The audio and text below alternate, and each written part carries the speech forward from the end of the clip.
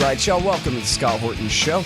I am the director of the Libertarian Institute, editorial director of antiwar.com, author of the book Fool's Errand, Time to End the War in Afghanistan, and I've recorded more than 5,000 interviews going back to 2003, all of which are available at scotthorton.org. You can also sign up for the podcast feed. The full archive is also available at youtube.com/Scott Horton Show.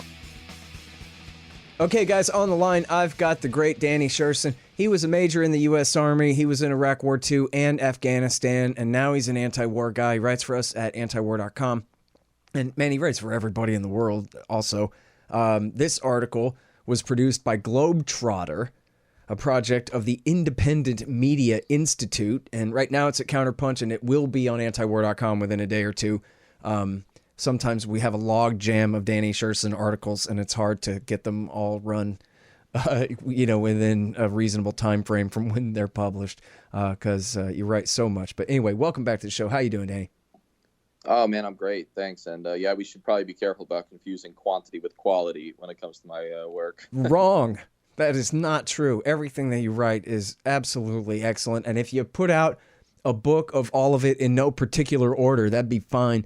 And I hope that you do put out a book of your great history series that you did for Truth Dig there over the last year or two. There's so much great stuff, man. I hope you have a good assistant somewhere to help you with all this. And I should mention that you taught history at West Point, and that you really are a historian by trade when you're not out there fighting in the wars. Which you're done with now permanently. But this one, I'm so glad to see you writing about Somalia, because, even when I'm doing my litany of the terror wars, a lot of the times Somalia gets pushed to the margin. It does get its own chapter in my book that's coming out someday. And I've written about it before, and I've covered it on the show over the years a lot. But it seems like a lot more people would care about it if they had any idea that America's been at war there really since 2001, but especially since 2006. But so why don't you go back to, as you do in the article, you start with Cold War days and take us through the chronology here. And essentially that's the best way to tell the story about what caused what over there, I think. Yeah, absolutely. I mean, I was glad to write about Somalia, as I mentioned in my last Libya piece for antiwar.com. Last month I was on an empire analogy kick, and sort of this month and probably a little forward, I'm going to be doing sort of individual theaters a little bit. So Somalia is one of them. Libya was the first. I'm a big backstory guy, and context, partly because I'm a history geek, but partly because I genuinely think it's important. And so Somalia is no different. In some cases, it's one of the prime examples of why context matters. The United States has been involved in the Horn of Africa really for quite a long time. We sort of set down some of the regional and ethnic problems through our pressure at the UN immediately following World War II. I mean, that's how far back it goes. Specifically, folks forget that, at the height of European imperialism, turn of the 20th century, but even, by 1945, all but two countries in Africa had been colonies. And that is Ethiopia and Liberia, of course. Why do I say that? Well, one thing to keep in mind is that Ethiopia was an empire of its own, right? It had conquered sort of a regional array of ethnicities, one of which was this Ogaden region of ethnic Somalis, which the United States, took out of the Italian-conquered protectorate of Somaliland and sort of gave to Ethiopia. All of that is to say that when Somalia, tried to sort of take back the Ogaden, and there's still conflict there, the United States had to largely set this problem in place. Now, during the Cold War, Somalia and Ethiopia, who were at each other's throats, always and ever and still, the United States and the Soviet Union took opposite sides. And so initially, the United States had, of course, backed Ethiopia, right? Given them this extra province, backed them in every way. This is Haile Selassie, right? Famous, emperor. Until in 1974, a Marxist, military officer putsch sort of happens and takes over in Ethiopia, and Selassie goes into exile. Now, Somalia, which previously the Soviets had backed, because they too had sort of like a vaguely socialist, vaguely leftist sort of background, in one of the rare times where this happened in such an overt and sudden manner, at least during the Cold War, Washington and Moscow switched sides almost immediately. And suddenly the United States is backing Somalia, and the Soviets are backing the group in Ethiopia that had taken over, which was like the Dog, I think is what they call themselves, right? Or the Dag. Anyway, the point is, from that point forward, right? So now for about a decade and a half till the end of the Cold War, the U.S. is propping up this, like, even for the Cold War and even for Africa, pretty abusive, corrupt Somali dictator Mohammed Siad Barre. Well, like so many times in the Cold War or at the end of the Cold War, it's peace and happiness and truth and reconciliation. The wall comes down, the Soviets fall in Which, and by the December of way, 91. isn't it funny too, right? You correct me if I'm wrong, Mr. Historian, but he was a communist too. It wasn't communism America was opposed to. It was just the Soviet bloc and that power conflict, but they were perfectly happy to ally with a communist against other communists if those communists were in bed with the Reds, with the USSR, I mean.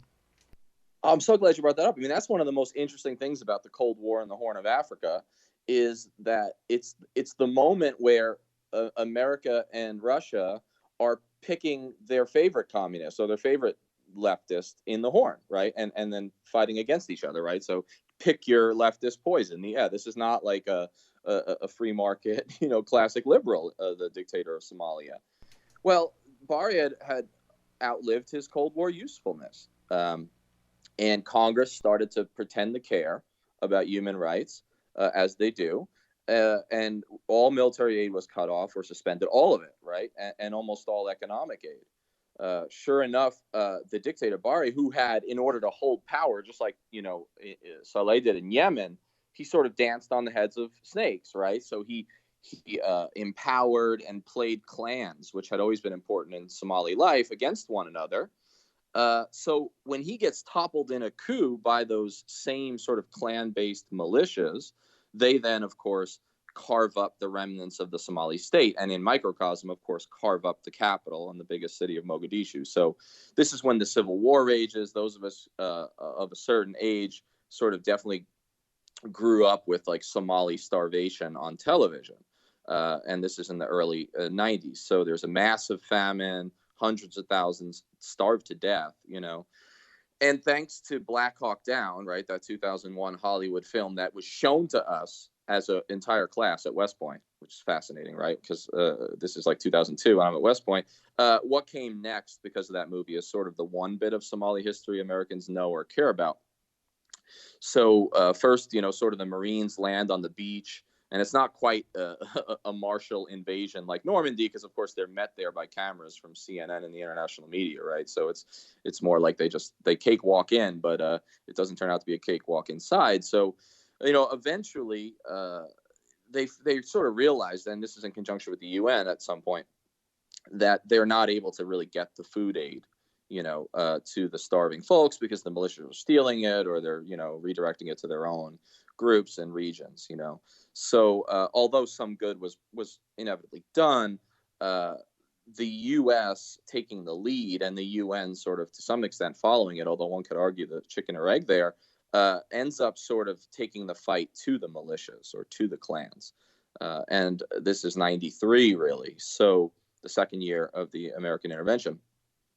Well, when you take sides, you inevitably take sides, right? When you go after these clans, and the United States did, and it particularly had sort of a hard-on, for lack of a better word, for one of the clan members, Muhammad Farah Aidid, and he was a bad guy and all that, but he was one of many, and the U.S.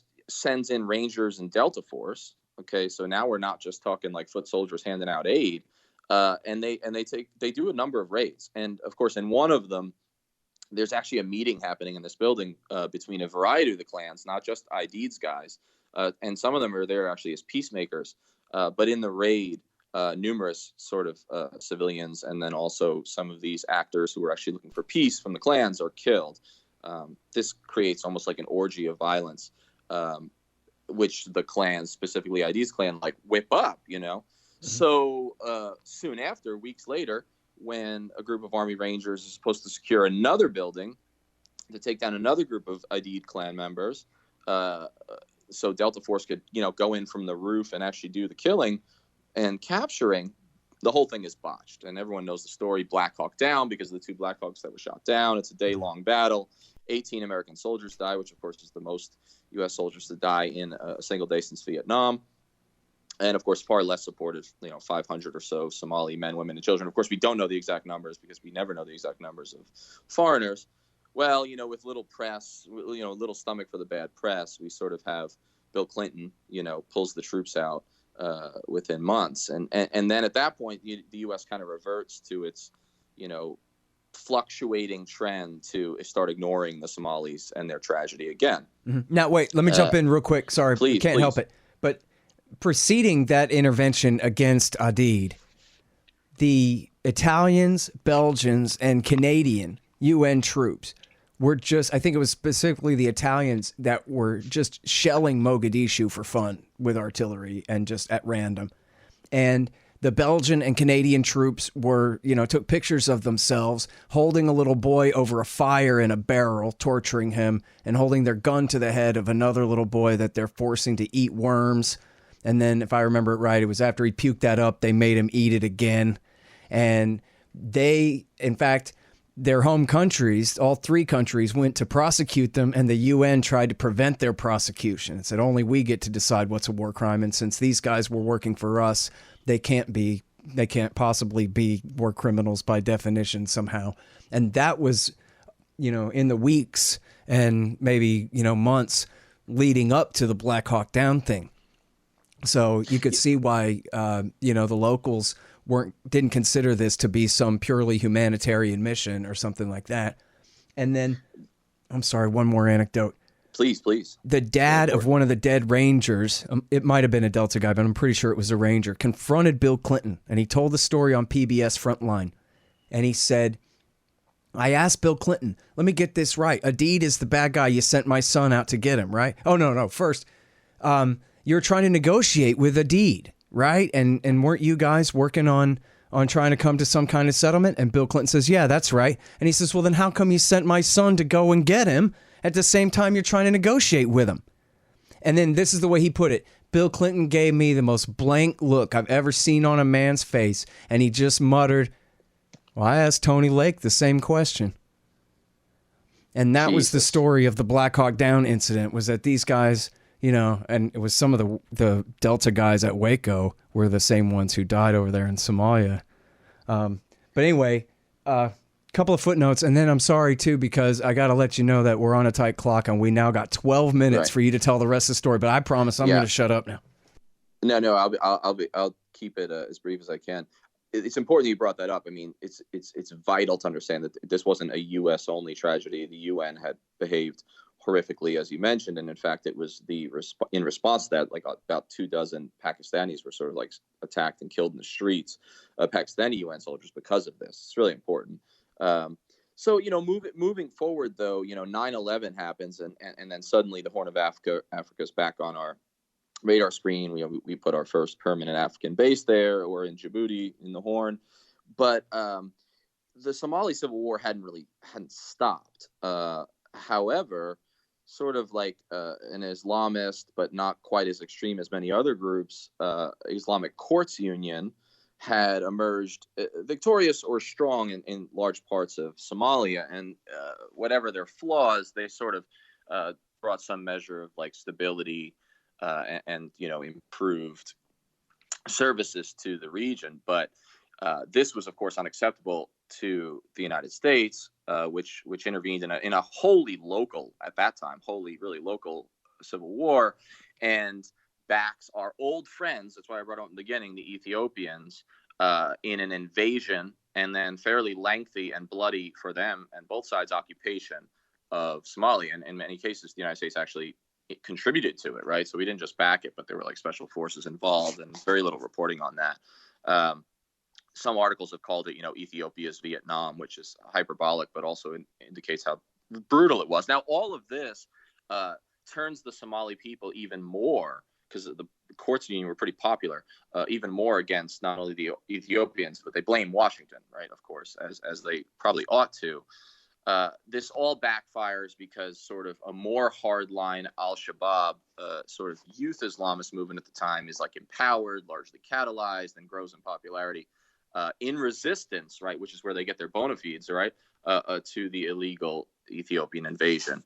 That is who we bomb. That's the justification, right? The ostensible reason why the United States has been bombing and raiding in Somalia for nearly 20 years now. And this is the justification for what I write about in the article, which is this pretty extensive escalation of the bombing by President Trump, even over the bomber in chief Obama. And so I'll let you kind of frame the question, but I think that what's really important, and what I tried to do in the article, was number one, say what the heck is it that we think we're still doing there, and then two, why is it that the Pentagon and the administration feel almost no obligation to even bother explaining it, right? So I think that speaks to the blackout in the media. And so I'll let you kind of pivot to where you'd like to take it from there. But that brings us to the present as quickly as possible. Yeah. Well, I guess the important point here is that Al-Shabaab they're the kids. That means the youth. And when they had the Islamic Courts Union, that was the 13 colonies over there, the 13 groups that joined together to form the ICU. Al-Shabaab had no influence at all. The whole thing was run by the old men, of course. But then the war came. And Al-Shabaab, being the young, were then also the ones who picked up the rifles to fight.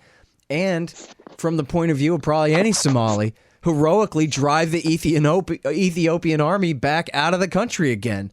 And so, this is just, it's at the time when the U.S. and Ethiopia invaded in 2006, Justin Raimondo wrote that this is the entire war on terrorism writ small. We go in there, we create the crisis, then we point at the crisis and say we have to double it now, and all of these things. And all these people are dying. And I don't know, you want to comment on their alleged tie to Al-Qaeda? They said they like Al-Qaeda one time. Danny, what about that? Well, I mean, it's beautiful, right? I think that what Justin wrote is absolutely accurate. This is a microcosm of the war on terror writ large. And I think it's also indicative of like where the war on terror is going. I think major occupations of Iraq and Afghanistan are kind of out for now. And then this is like the new model. And it's, of course, an old model. The Al-Qaeda presence was invented essentially by the United States to have an enemy to fight or a justification. And the fact that Al-Shabaab, like so many regional terror groups, essentially declared themselves a McDonald's franchise, right, of Al-Qaeda, just like so many have with ISIS, has only, it's been a gift, right? It's been a gift to the warfare state. As I write, I read a whole bunch of different like lengthy reports that were really boring but interesting also. They show that the linkage with international transnational terrorism is so minimal. I mean, in fact, a lot of like the trainers for IEDs and stuff that were in fact foreign, there were some, very few, they were kicked out actually by Al-Shabaab in the interest of keeping it sort of a pure Somali fight. This is all reported if you know where to look, but it's not the New York Times. And so, yeah, this is really, this is crazy. And to the extent that it has gone cross-border, it's largely been in response to the American presence. And so, it's a self-licking ice cream cone because, for example, how many Americans know that in January, 3 Department of Defense employees, 2 civilian and 1 military, were killed in like a pretty massive attack on an air base in Kenya claimed by Al-Shabaab. Okay, well, that is over the border. It is another country. But there was no Al-Shabaab influence, of course, in places like Kenya before the United States started attacking Al-Shabaab and empowering in the first place, and until we started putting troops to, train counter-terror forces in Kenya. Yep. So this all whips up the sentiment among Al-Shabaab that America is not only trying to sort of take over Somalia, but it's trying to spread its tentacles and fight against Islam. Islam is the enemy across the entire East Africa. So we've created the problem, and now we're fighting it, but we can't win. Yep. And, even one of the most infamous Al-Shabaab attacks in Kenya was when they blew up a bar where people were gathered around to watch a soccer game. And then when that was reported, it was completely ignored. that Kenyan troops had bombed an actual soccer game in Somalia a week before and killed a bunch of innocent people, and that this was a pure tit-for-tat retaliation for that. Instead, it's like the Israelis and the Palestinians, where the Israelis are always defending themselves and the Palestinians are always the aggressors, even though it's just not true. Oh, I mean, absolutely. It's like the American model is to act like history started the morning of the newest terror attack. Yeah, exactly. Right? That's when it started. So if you don't, if you don't look at the backstory, then then it's easy to just keep fighting it. I think that's something really interesting and quick is that the United States military, especially AFRICOM, like my least favorite command. Key thing to remember about AFRICOM, it has nothing to do with helping Africans. Okay, that's the key. But when you look at this, they've been probably lying, but they've at least been like fiddling with the stats on civilian casualties in Somalia and elsewhere for quite some time. And in fact, they've sort of been caught in it recently.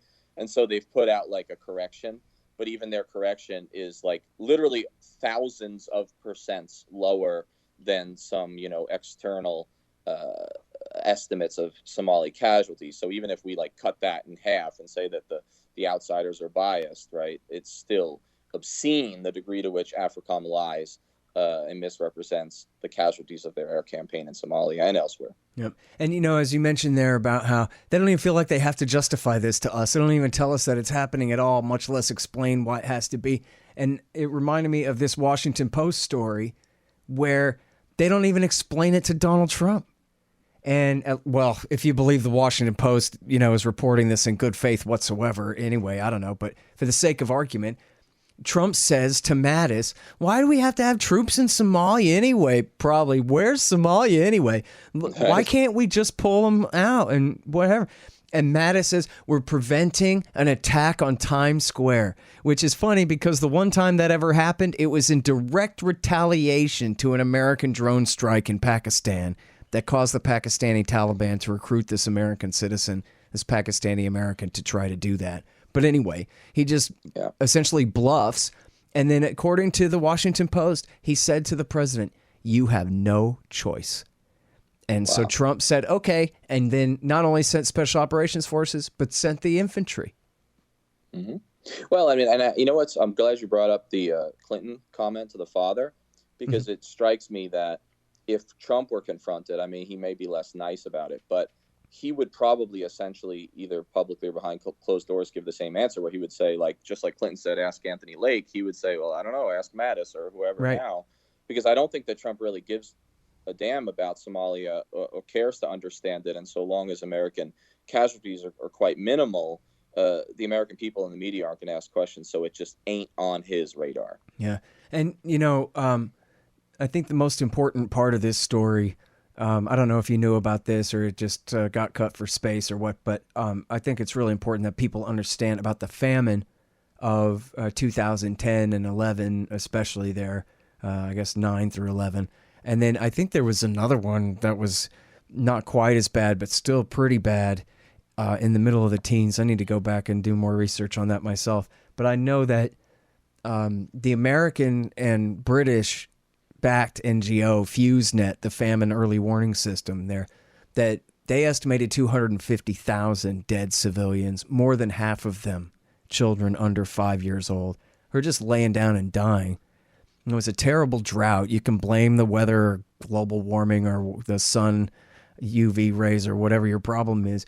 But in Kenya and in Ethiopia and Eritrea, they didn't have famines. They had severe droughts, but they didn't have famines because markets stayed open and people were able to distribute food to each other. But in Somalia, because of America's war, the distribution, the food economy was completely destroyed. And so people were just laying down and dying. Again, more than half of them kids, 250,000 people, all of them by definition, innocent civilians. Imagine if someone had done that to America, 250,000 dead Americans, and it was deliberate, or it was as the direct result of very deliberate policies like bombing our country. Yeah, I mean, that's probably more civilians than have died in all of America's wars in accumulation, right? Because there's relatively rarely is America's homeland ever touched, except during the Civil War. The famine is almost never talked about. Neither of those two that you're mentioning. Corona is getting a tad of, reporting, but it's related and similar to future famine or past famine, because the regions that America most commonly bombs have been just like evacuated of civilians into these camps in the slums outside of Mogadishu, which of course are petri dishes for potential pandemic, although it hasn't hit too hard there yet, although it's underreported, but also future famine. So, war is the great epidemic exacerbator in history, and we know this. Yeah. Well, and just like with Yemen across the gates of the Red Sea there on the Arabian Peninsula, this is the most powerful country in the history of the world, right? This is, the Roman Empire is nothing in terms of power and influence or the British Empire even is nothing compared to the power and influence of the United States of America on this planet, and picking on probably the two smallest, weakest nations you ever heard of, other than, Virgin Islands that are already American protectorates. I mean, the Somalis and the Yemenis, what could they have ever even dreamed of doing to us? I mean, yes, it's true that some Yemenis had helped coordinate 9/11 and had tried to attack Detroit on Christmas Day 2009, but our war there is for them, against their enemies, AQAP's enemies, the Houthis. So that doesn't count. And meanwhile, the people that we're bombing, I mean, nobody would even pretend to say that these people are a threat to American civilians in any way. This is all just policy, strategery, as George W. Bush called it, playing games over there. It has nothing to do, killing people in a way that has nothing to do with protecting the Americans at all. Yeah, I know we're short of time. Final point. I mean, if the Yemenis and the Somalis have two things in common, it's that one, they chew cot, and two, that they're the great victims, probably the two of the worst victims of American imperialism post 9/11. And if there is an attack by a Yemeni or a Somali in America, the blame is with the polite policymakers like Mattis, who unthinkingly contribute to the deaths of hundreds of thousands. And that's the story, really, of the war on terror. Absolutely. All right. Thank you so much, Danny. Hate to cut it short here, but really appreciate you, man. Now, thanks for having me on. We'll talk soon. All right, you guys, that is the great Danny Sjursen. Ghost Riders of Baghdad. That's his book. He was there for the surge in Iraq and in Afghanistan, and he writes for us at antiwar.com, and this one will be there soon. Right now it's at Counterpunch. It's called, I didn't say this at the beginning, sorry. It's called What on Earth is the U.S. Doing by Bombing Somalia? The Scott Horton Show, Anti-War Radio, can be heard on KPFK 90.7 FM in L.A., APSradio.com, antiwar.com, scotthorton.org, and libertarianinstitute.org.